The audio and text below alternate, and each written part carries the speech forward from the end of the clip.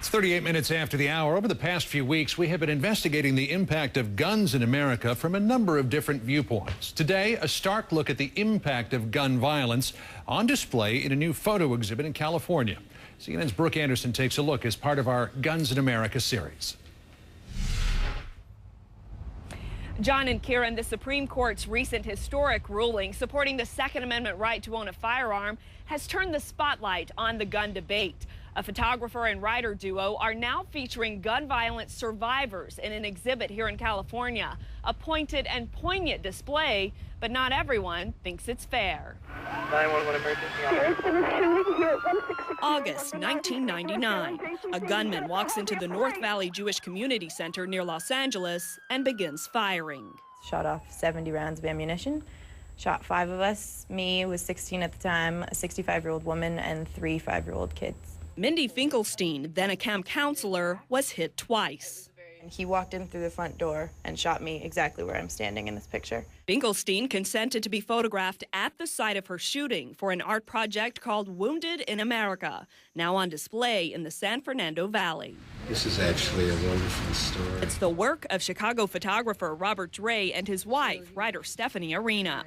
They say their purpose is to document the impact of gun violence, especially on survivors. This is a humanitarian statement. It's saying that guns in the hands of people hurt other people. The exhibit contains photographs of people shot in criminal acts, gun accidents, and suicide attempts. They come from all walks of life. She was shot in the temple and in the hand. This man was shot twice at 2 different times. According to the Centers for Disease Control, more than 71,000 people in the U.S. were injured by firearms in 2006, the most recent year for which statistics are available. Dre and Arena argue it's a public health crisis. They deny a political motive to their exhibit. We tried to approach this very even-handedly. But the local exhibition is sponsored by a chapter of the Brady Campaign, the gun control advocacy group. Obviously, when anti-gun groups are sponsoring it, it really politicizes it. Alan Gottlieb founded the Second Amendment Foundation, a pro-gun rights group.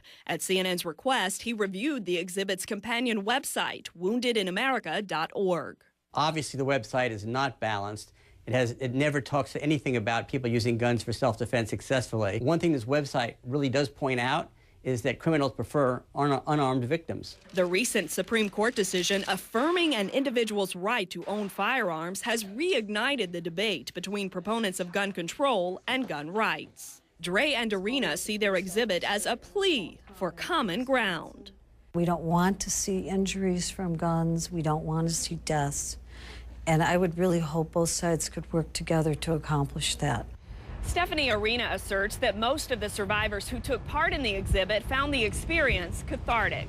As for Mindy Finkelstein, the former camp counselor who was shot at age 16, she occasionally makes appearances on behalf of the Brady Campaign, speaking out against gun violence. John, Kieran. Brooke Anderson with that for us this morning. Brooke, thanks. You can get a closer look at the gun debate and hear compelling arguments from both sides by going to our website at cnn.com/am and clicking on In Focus, Guns in America.